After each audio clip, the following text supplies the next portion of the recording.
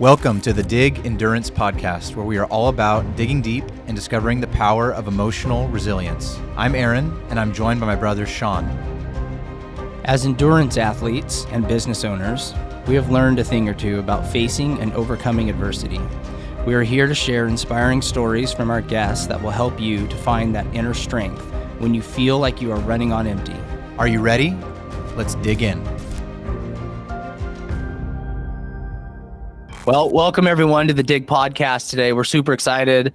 We have a very special guest today, one of the top triathletes in the world, namely an Ironman triathlete, SKYE MOENCH. I was going to go through the credentials of SKYE, but the list is too long. I mean, we could go through top 10 in her Kona debut, was it 2022, multiple 70.3 and Ironman distance champion.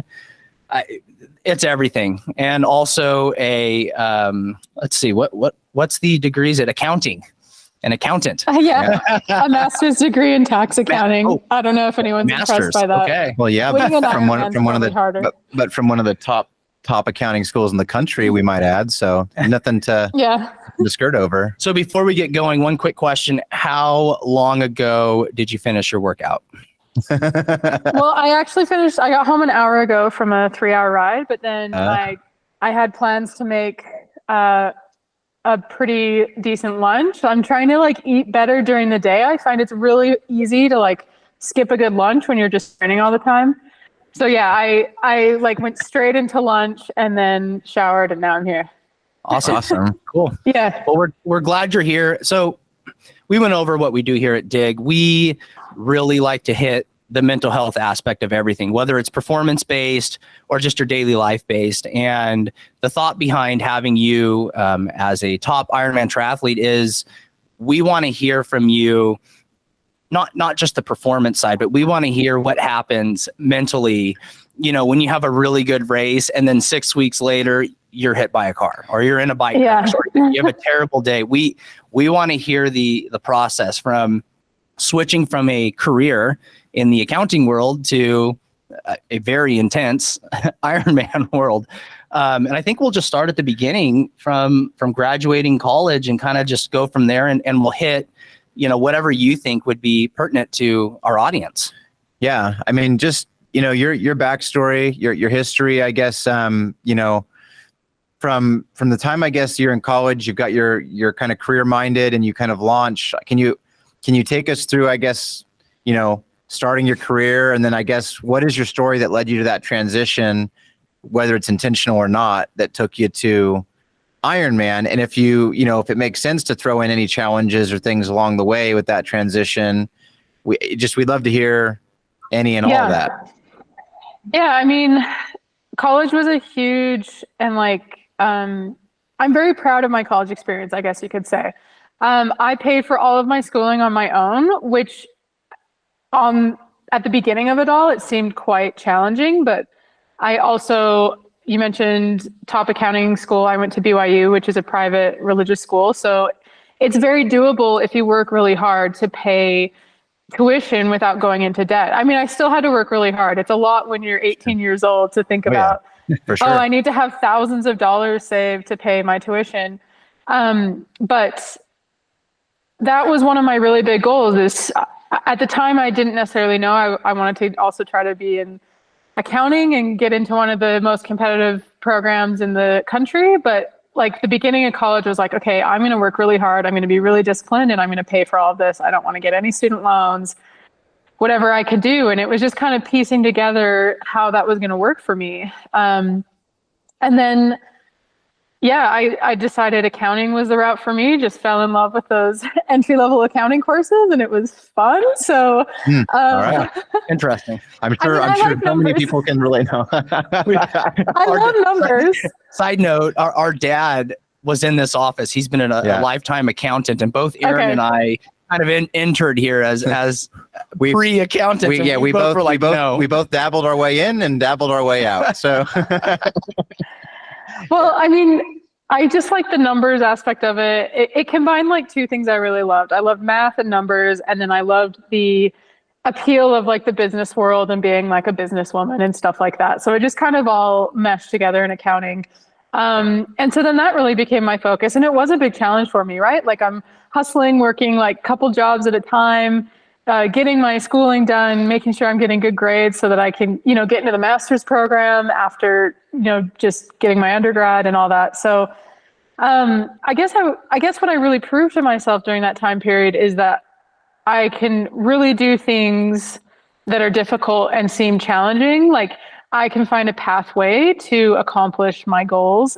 And I recognize it takes a lot of work and a lot of discipline to do that, right? Like I couldn't just sit around with roommates and friends all day because I was going and working and I was doing my homework. And I mean, I still had some fun. And side note, I always went running every day because that was my outlet. Nice. Yeah. So that really taught me just what I was capable of. And I guess as another side note is even my early, my childhood and teenage years was quite difficult. Like my parents had a really, really nasty divorce, and that, that took I don't want to say it took a toll on me, but that's part of my story. Right. And Sure. Right. even that experience alone, it was very difficult. Maybe traumatic, embarrassing, all the words you want to use when you're, a young teen and your parents are going through this horrible divorce. Never mind everything before that got to that point. But right. That also just kind of taught me, I don't even know if it taught me, but it forced me,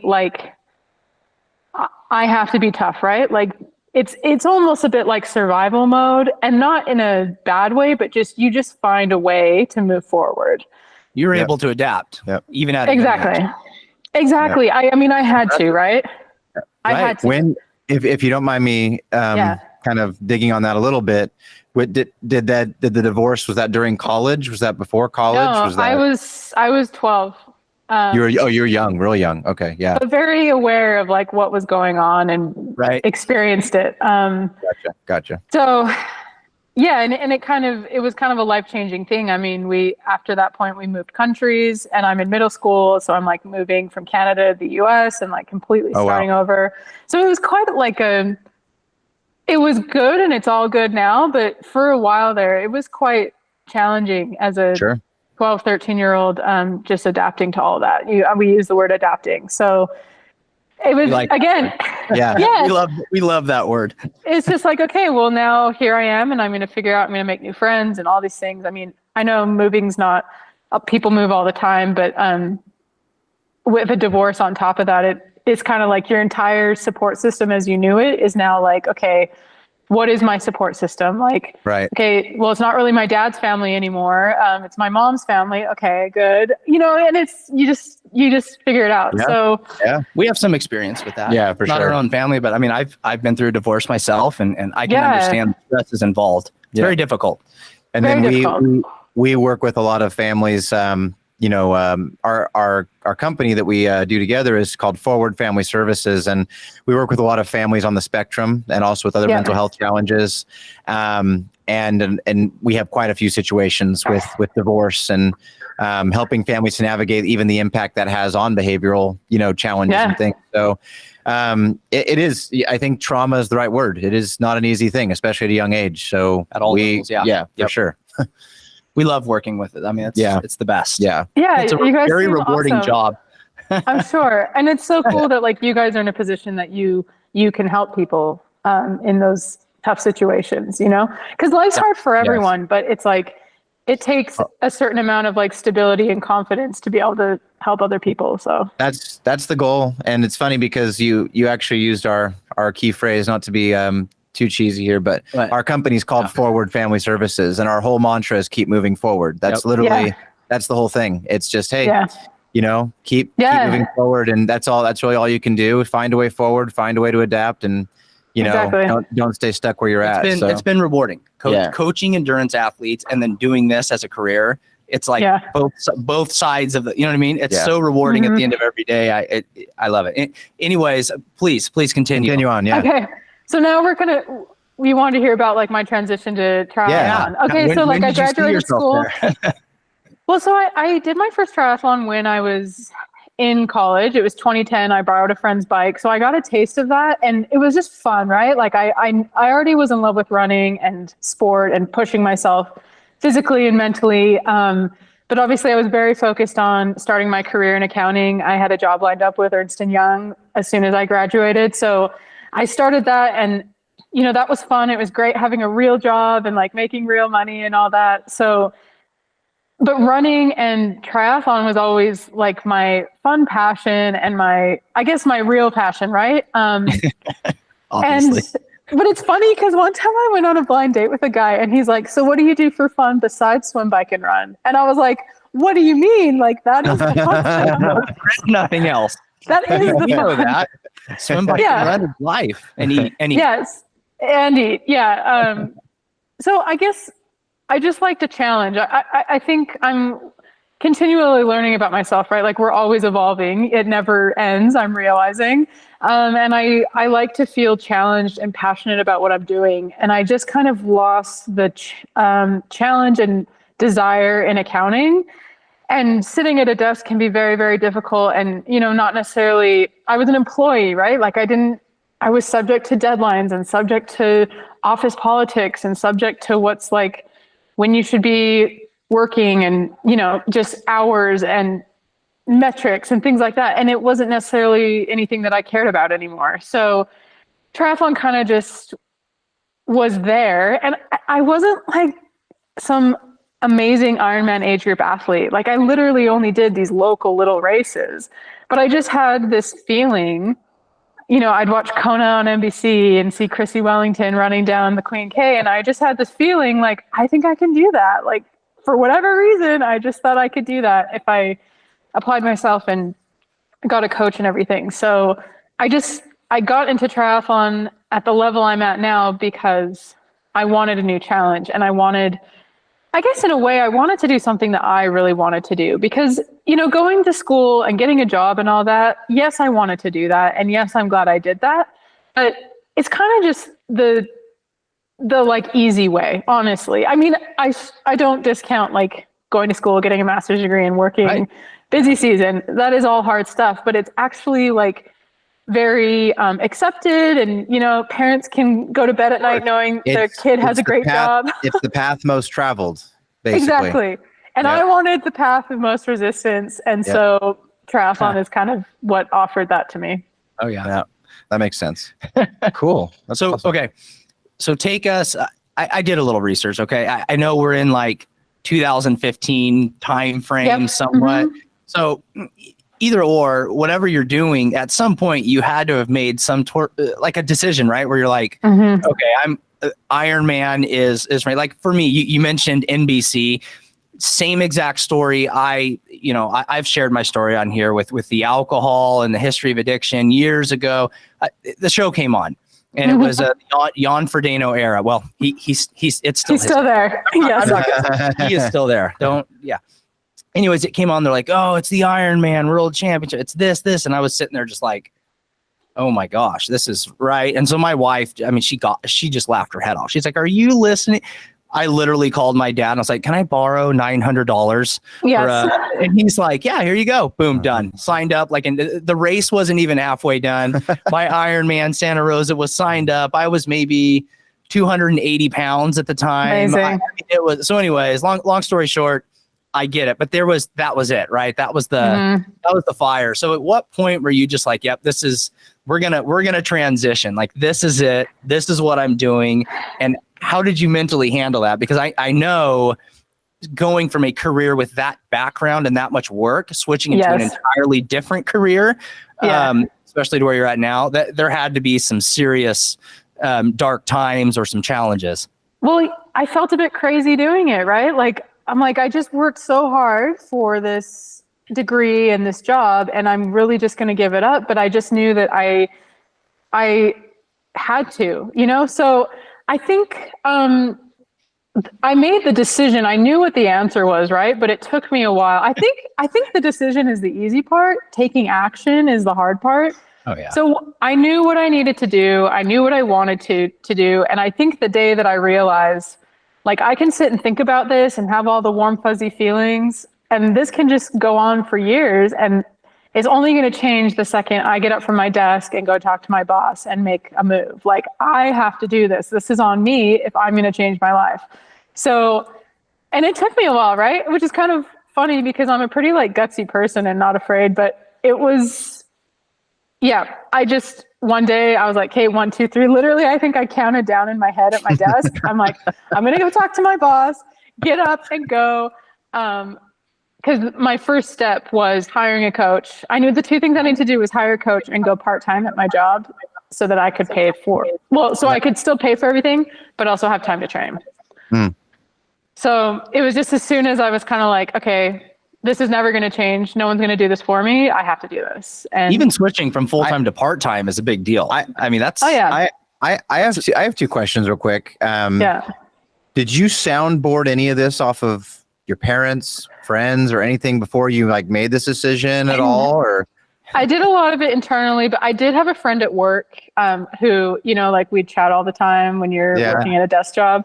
And he was very encouraging. He's like, what, YOLO, you only live once, like you should do this. And so I kind of made these decisions. And then my relationship with my now husband was getting more serious, like throughout this process. Yeah. But it was funny. Like, I remember we went to dinner at this Greek restaurant and we sat down and I basically just told him what I was going to do. It wasn't even like, hey, what do you think? I was like, hey, I've already decided.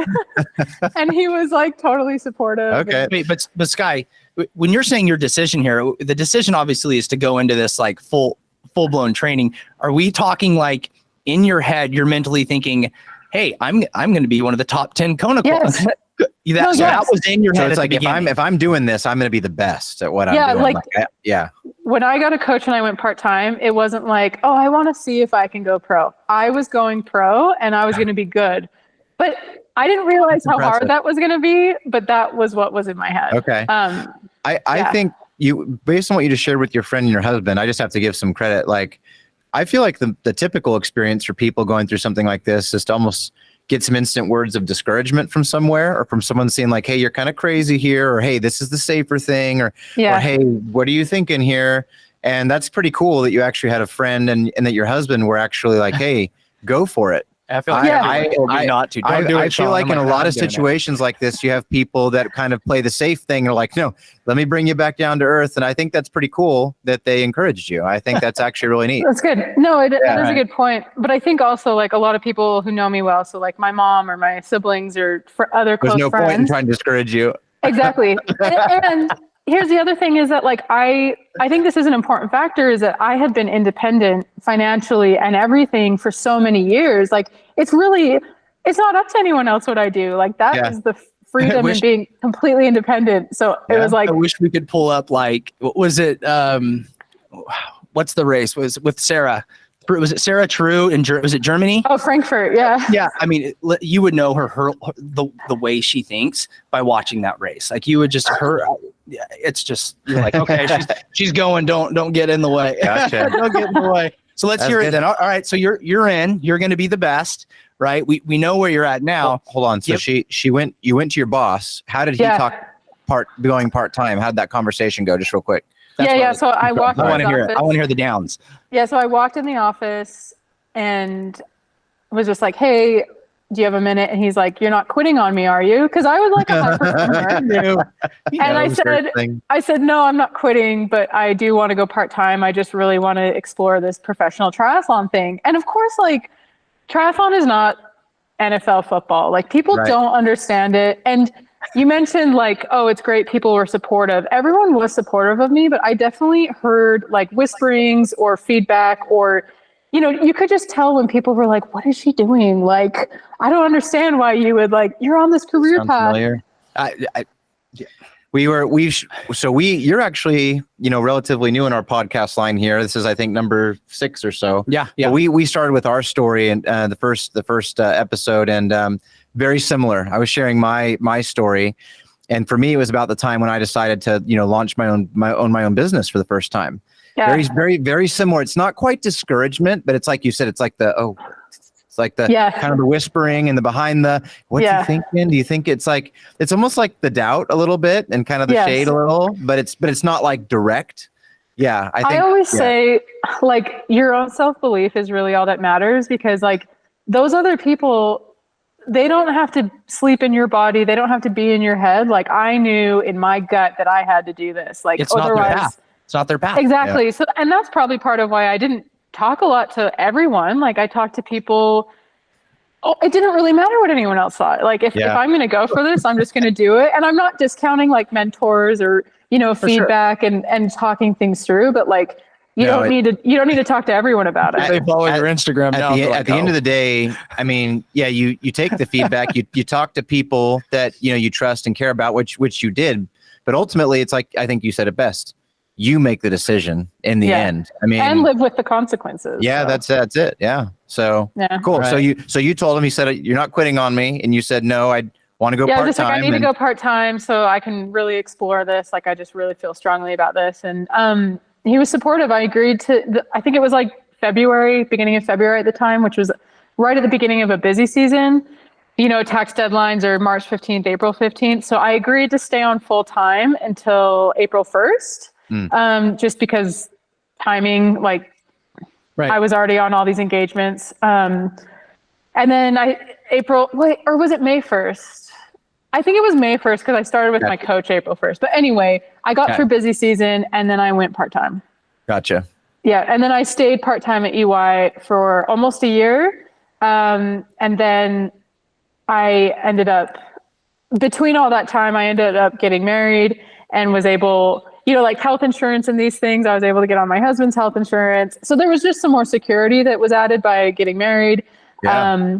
And then I quit EY and I just did contract jobs because I'm this conservative accountant. Part of my decision of pursuing professional triathlon was that, yes, I was maybe risking, this career in accounting or whatever, but I wasn't going to completely dig myself in a financial hole for it. So I always was going to work enough to pay for the expenses of triathlon. And that took years before triathlon paid for itself. So I did contract work. Yeah. So that's cool though. Wow. Yep. That's impressive. The contract work then, how do you keep that coming? Just through your contacts from EY or clients you had met? I mean, just keeping the network and whatever it took to fund the races and keep performing. And talk about when you started, like you take on a coach and you start training. I mean, together you guys, you pick a race. I mean, what did that look like to get started with, So like at the time I had to still qualify for my pro license. So, we picked a few races that were not too crazy to travel to. Like Boise was one, Silverman, which is in Las Vegas. Like we picked driving ones.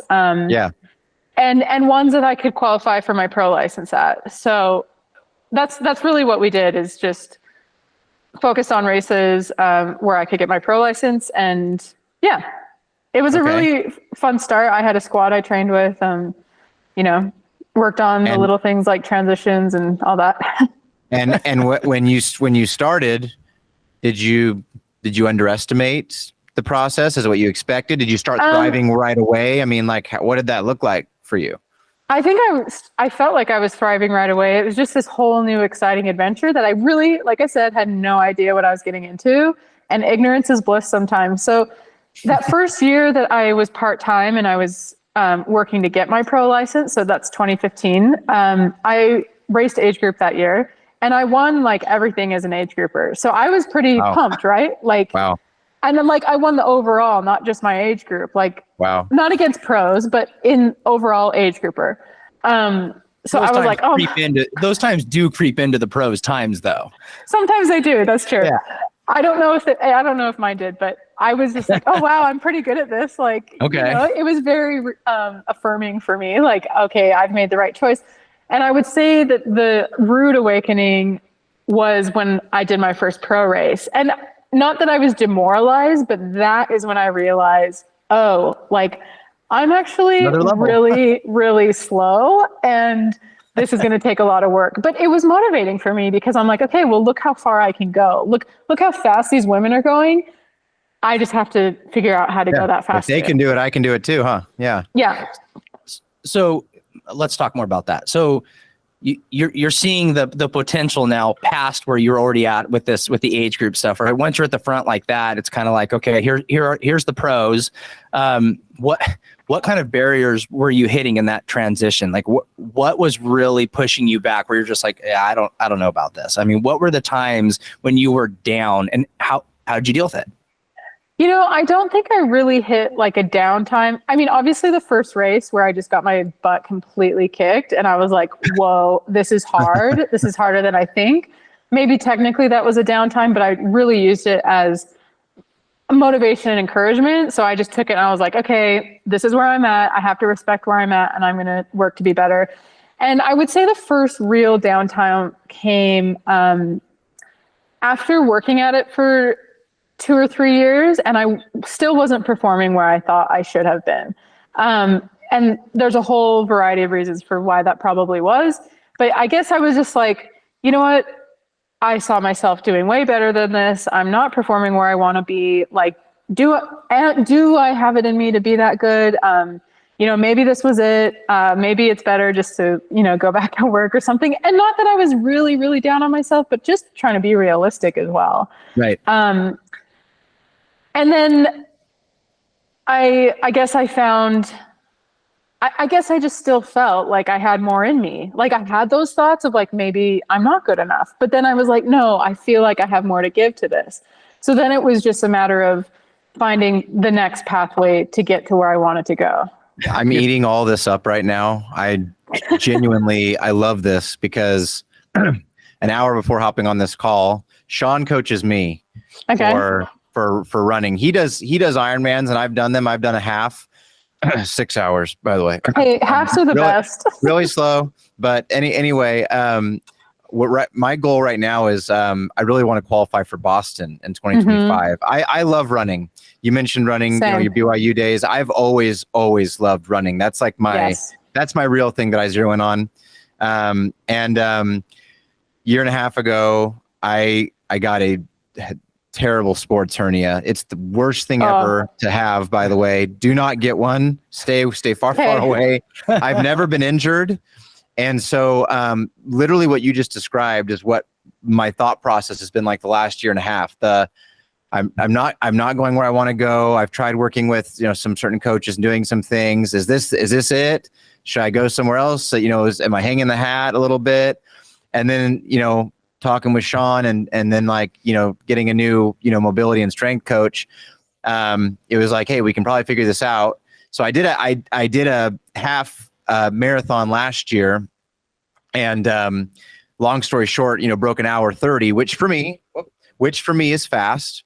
That is fast. And I was very happy with it, but that was also with the sports hernia still.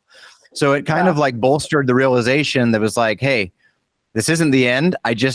I have to do this really finicky, annoying mobility and strength training that I now have to integrate every single freaking day in order to make it work. And, now I want to figure this out and hopefully qualify for Boston and build on that. But I really love the way you said it, because that was verbatim what I hit. It was like, it's not a fun question. It's just like, because you said my exact words. I feel like I have more. I don't want this to be the end, and I want to keep going. And so I love that. So tell us more then about you kind of had those thoughts and what went from there, what changed from there? I guess at that point I'd made more friends in triathlon and I'd seen other people really improve around me. And so I just kind of talked to people, and I think other people maybe saw in me the potential I had. And my next move after that was changing coaches, because I'd maxed out with the coach I was with, and it's the natural progression sometimes. Right. And so I started working with a different coach, and that coach really helped me get to where I'm at today. And I actually just switched coaches again at the end of last year. So that ran its cycle as well. But like I went from not performing to performing by making that change. And really, the other thing I did that I can't neglect is that I really just did like an honest inventory with myself of like, what can I do better? And another thing was like, okay, I need to work on my day-to-day nutrition and, you know, taking care of my body in every way I can. Like, how can I recover better? How can I feed myself better? How can I, you know, just these things that really add up when you're trying to perform at your best. So it was kind of like, okay, what team do I need around me to really help me? And then what can I do to really help myself? Like I think the key to all of this is just being really freaking honest with yourself. And it's hard to do sometimes. Yeah. Yeah. You don't want to face the facts. The honesty thing. Yeah. We just talked about the honesty thing. Being very, very honest, but also it sounds like, I mean, yeah, intentional. I mean, and we did, we talked about intentionalism 1 or 2 episodes ago, where it's like, it's easy to let pride slip in the way. Yes. Like for me, so Sean coaches me now. And like you, I did have previous coaches where they did, it's really funny. They took me to a certain place and, you know, I really appreciated it, but very similar. I expressed to Sean some frustration. And what's funny about that, to back up too, is that Sean, he, you know, mentioned how he was, you know, kind of overweight. He got into Ironman way after I'd been running half marathons and such for going on, you know, 10 plus years. Sean started a lot after I did, but, you know, he got much more into the science of a lot what you just described way better than I ever did. You know, the nutrition behind it, you know, when you should train, how you should train, how it all meshes together. Whereas I was just kind of like shotgun approach and like not, you know, and so it was humbling for me to have to watch his experience and see where I was here and kind of stayed there for years. And then Sean all of a sudden, boop. Yeah. And, you know, and like in a matter of 2 years or less. And, you know, I did have to have the inventory with myself where it's like, okay, I can be irritated and annoyed, which I was a little bit that my brother just passed me up and became faster than me. Or I can like, you know what, that's not gonna do me any good. And I'm just like, you know what, Sean, I want you to coach me and go figure, you know, there's times where I want to push back. He's just like, Aaron, just check the box and listen. And you even read training and so I think it's been a combination of 2 things. One is that, you know, there's been some different approaches, but sometimes I think you hit it too. And I've experienced it not just in training, but even just in business and in life. Sometimes I think what you said is you just need the change. You just got to shake it up. And like, I don't know if it's just that your body gets used to it or the routine becomes too routine or like you just almost have to like, for the sake of shaking it up, you got to shake it up. And that's mattered. It's made a difference for me for sure. You know what I mean? I think the ability that Skye has developed, like she said in the beginning of her, when she was 12, to adapt, right? And as you've gotten older, you've learned that like, okay, here I am in the situation and I need to adapt, right? That's, the coach has run its course, time to move on. Here's some places I can improve. Inventory, you know, you're checking those boxes and those are very intentional boxes that you're checking. Yeah. You know, which again, that puts you to where you are today. So you may not have had down times, right? But there has to be times where you're coming up to Kona or like right now we're mid race season. You've thrown down a couple 70.3s with some serious success. What do these races look like for you in the days leading up? What are the challenges for you? Are we talking anxiety? Is it just prep? Is it where are you really struggling? What is a struggle for you if there is one? Yeah, no, I mean, I definitely have struggles. And particularly with racing, like training is typically the easy part. Like I really love training. I love eating and fueling myself. Like all that stuff's just like perfect. Day to day. I mean, there definitely are times where I'm like, oh, I gotta go get this session done, or you know, like it's not like every day I'm just like running out the door.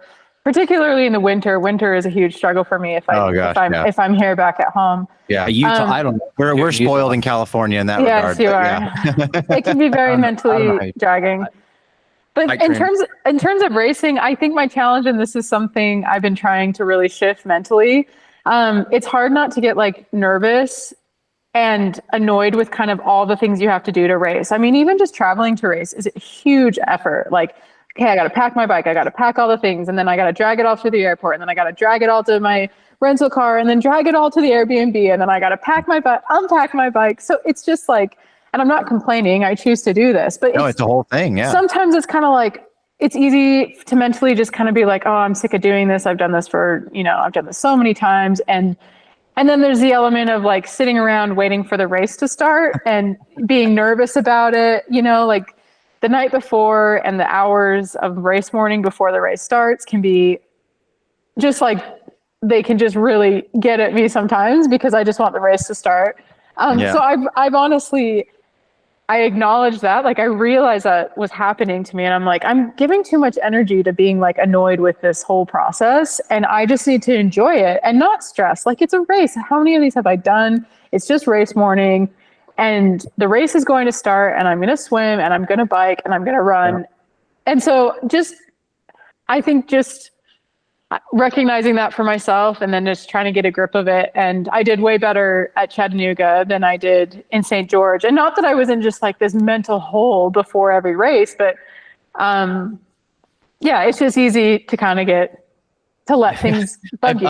I've traveled to Arizona 3 times, Santa Rosa multiple times, with five kids in tow. Can't imagine. By the trainer for the hotel.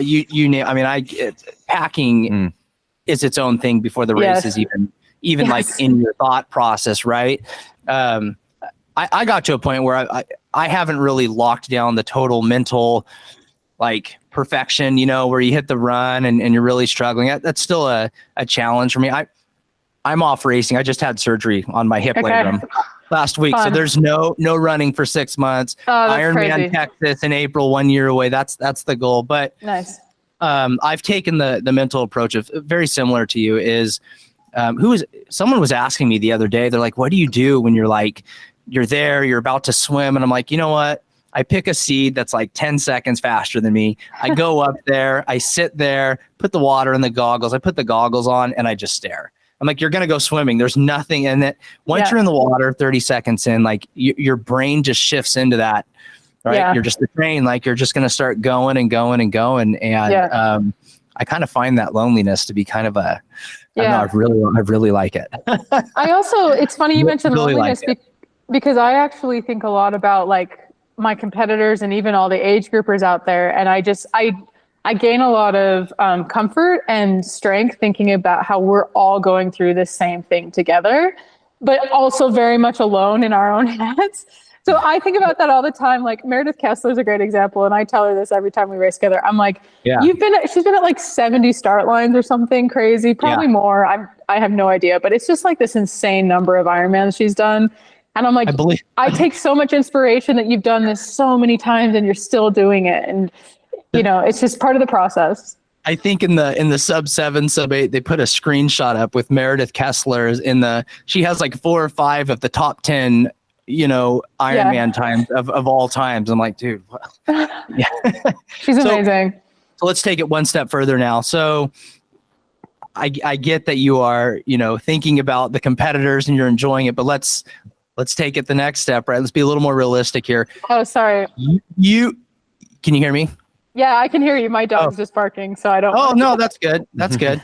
Your dog is welcome to join the podcast. So we know the dog joins you in races. So yes, he does.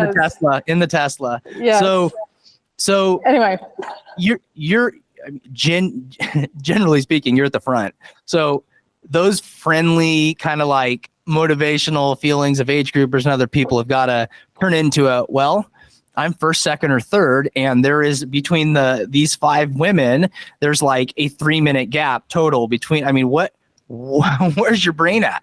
What are you doing? How are you pushing those last miles? Yeah, I mean, obviously, every race I go to, I want to finish as high up as possible, but I also really try not to do like numbers games where you kind of like negotiate with yourself, right? You're like, okay, this person's a minute back, so I could slow down to this pace and be okay. And you know what I mean? Like I just try to stick to your plan. Right. Yeah. Well, and I try to extract everything out of myself I can, because you never know what that could amount to. Like, I think sometimes it's really easy to be like, you know what, this is good enough. You know what, I'm in third, I'm on the podium. That's great. But it's like, yeah, but what if you actually just push that much harder and you could be second? Like, just never trying to settle with where I'm at, but also not getting in my head of being like, oh, I'm not on the podium right now, so I should just give up. You know what I mean? I think something that I'm taking away that you're very gifted at, that I'm less gifted at, is you arrive very quickly to a place of what have I not figured out yet versus just discouragement. Yes. It's very much like, okay, this happened. Yeah, okay, whatever. Okay, Yeah. what She's did quick to adapt. what have Very I quick to not adapt. what have I not figured out yet? Is it the nutrition? Is it the sleep? Is it this? Is it that? It's like you almost don't even give yourself time to wallow. It's just like yeah. It's like and that's, I mean, I don't. That's hard. That's I mean, very hard. that's hard for most That's a people. natural You gift. you really do. That is a natural gift. Like it's very easy, I think, in human to just be like, woe is me, and like, man, they can do this and I can't. And I think your gift is that you just instantly shift to solutions mode. Yeah. And yeah, I just try to look at everything as like full responsibility, right? Like it's up to me who my coach is. It's up to me what I eat every day. It's up to me when I go to bed. And it doesn't mean I make all the right choices all the time, right? Like I've been so bad at going to bed early this week. I need to get back on schedule. But like I just accept that like I make my choices and it's up to me. Like I can make good choices, bad choices, or even mental choices, like I just accept that the responsibility is with me. And if I feel like I made all the right choices and did everything I could, then like when I cross the finish line, no matter what place I finish, then maybe I'm not as happy as if I won, but I'm not beating myself up and I'm not upset. that's great advice. And then I think what the other thing I think that you figured out that really is genuinely encouraging me as we're having this conversation is, and again, this has been my experience. There generally is a solution. There generally is a better way. I agree. There generally is something different that can be done, or something that can be notched up, or something that can be notched down even sometimes. Sometimes what's even more humbling or interesting is that sometimes, or maybe even more than sometimes, those things are not even that big of things. They're actually fairly simple adjustments that you can make, and or small ones over time even. Yes. And so that's also encouraging. Is not just, for one, I admire your mindset. I admire that you're solutions oriented, but also I think that you've realized, or that you've learned, and forgive me for speaking for you a little bit, and you can correct me if I'm wrong, but what I think I'm hearing is there more often than not is a solution and something to be figured out. You just got to figure it out. Well, she spoke to the accountability side too. That goes hand in hand with it. I mean, figuring out these small things that you need to adapt or change, you have to be accountable to yourself. Yeah. If you're not, I mean, you're not being honest with yourself. Right. And so if you want to make progress, that's sometimes you got to make the hard decision of checking yourself in the mirror. And sometimes it takes a while to get to that point, right? Like sometimes it takes a while, and then you're like, you know what? No, I need to change this or whatever. So I think that's why I like the Ironman stuff so much. It never stops. We're wrapping up here in a few minutes, but like to the larger picture, and Sean mentioned, we also race a lot less competitively than you. So again, truly a pleasure to have you here and to learn from you and to talk to you. So thank you. But but in addition to that, we own and operate a behavioral mental health company. And so while we love to look through the lens of endurance training, and because it is fun and it's something we're passionate about also, we really do love the application that these principles have to just life. Yes, absolutely. And just to individuals and people that are struggling, are down and out, or not even necessarily down and out. And for me, this is where I feel like I'm at in my life now, is again, more what you've described. I don't really have very many of those moments anymore where I feel like just gut punch knocked to the ground, knock on wood. I hope nothing like that's coming soon. It's more so just, I'm mid-30s. It's like, I've hit the ceiling. I feel like I've hit the ceiling. And like, I just want to get through the ceiling, even if it's like 1% higher. I'm just trying to find those ways to not feel like I'm the same I was yesterday, and to be a little better, and to still feel like I feel like I've got juice in the tank, but my body's like, no, you don't. But I'm like, yes, I do. Like, what do you say, to those people that, we focus really a lot on endurance training, and rightfully so. That's your gift and that's your passion. what do you just say to people in general though that are, hitting that block or that feel like, gosh, I've hit that ceiling and they maybe lack the fortitude that's, finding the creative solution and just, taking the accountability or repositioning their thinking. This is kind of a loaded question, but I guess my question is, what is your best advice to those people? What's your encouragement? I guess my encouragement, because I deal with this too, right? Like I'm an athlete, but I'm also a human and I have other relationships and other goals and aspirations in my life and things I want to accomplish. And I think what I always remind myself of is, first of all, it's okay to change and like pivot, right? So maybe like how I pivoted from accounting to triathlon. I think the big thing that really helps with breaking through or accomplishing something great is figuring out what you really care about and what you're really passionate about. And that can be challenging too, right? But if there's something you really want to accomplish, then that I think can really help drive you. But if it's just like day to day, everything's mundane, then that's where I would encourage people to look within themselves and think, okay, well, what does excite me and what am I passionate about and what would make a difference in my life? And it doesn't have to be anything huge. Like it could just be like, I'm passionate about making my front yard look really freaking good, just something small that gives you fulfillment. I feel like that's not like profound, but just no, I think it is profound. What drives you?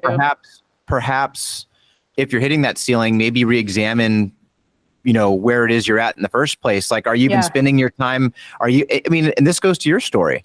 Yeah. Are you even spending your time really on the things you want to be spending your time on? Right. And maybe that's part of why you're hitting your ceiling, because you have to be, the passion is part of the fuel. I mean, that's the reality, right? Yeah. Yeah. That is what's going to motivate you to go to bed earlier. Maybe it is what's going to motivate you to do the really hard mobility workouts. It is what's going to motivate you to check the boxes. I think it is a great advice. I feel like the rest is a little bit of history. You mentioned you had some great first performances. You maybe got shocked, when you went to the professional world, but obviously the rest is history. You figured it out, got some new coaches. You've accomplished so much. What have you yet to accomplish or achieve? Where do you still want to go that you're working toward now that you feel okay sharing? Yeah, well, specifically if we're talking about triathlon, a Kona performance that like my performance last year, yes, it was a top 10, but it was not a performance that was my very best. Like I was not able to get the best out of myself towards the end of the bike and the run. I felt horrible. And not that I'm saying I need a Kona race where I feel amazing, because honestly, a lot of my Kona race was really good, but I just feel like with more attention to detail and even a different mindset going into Kona, I can perform even better. For me, it's funny because a top 10 at Kona would have been like a total over the moon accomplishment for me when I started. Top 10 Kona debut. Yeah. Yeah. So first time. I guess for me is whatever the place will be, I just want to cross the finish line in Kona knowing that I literally was able to get everything out of myself on that day. And hopefully that means better than 9th place, which is what I was this last year. But you know what, if it's 9th again, but I feel like I had a better race, then I'm going to be happy with that. So that's awesome. When is that next for you? When is how far out are you? Well, let's see. It's October 14th, I believe. Yeah. So not too soon, but it's really not that far. It'll come quickly. Awesome. All right. So a couple more races on the board. Yeah. I don't think you've announced July yet. I think you will soon. I guess. Oh yeah. I'll tell you. Oh, okay. Well, let's hear it. Yeah. I'm racing Frankfurt, Ironman Frankfurt, which was actually my first professional win in 2019. I do need to announce that because I did tease it. So I've been meaning to post That's why today. I was asking. I was like, are we going to get an announcement from Sky before she goes? I will announce. Awesome. I'll post it later. If we tag you shortly here on our little reel, we'll let you announce it. But we'll heard it here first. Big podcast. We'll put a precursor out there. Whatever you want to do. That's a good race. That's a fast race. I do know that. So, but can it get really hot? It can. Yeah. All right. We'll see. I All like right, the well, heat. Sky is the champion of being comfortable when uncomfortable. I think that's the lesson for me today. Wow, thank you. I enjoy that uncomfortable feeling. I miss it terribly, but like you've said, like Aaron said, I definitely have more in the tank, and there's more coming. I've only just met you today on this podcast. I think your fortitude is formidable. Thank you. And frankly was very encouraging to me. As I said, I'm in a bit of a crybaby place right now, racing wise, and just listening and talking to you, I'm just like, okay, I can figure things out better. I do have more in the tank, and this is, quite honestly, this is the podcast I needed for me today. So thank you. Thanks for spending time with us. And Sky, thanks so much for being Sky here. Munch. Thanks, Appreciate Sky. it. We really Thanks, appreciate your guys. time. Thank you. Bye. Have a good one.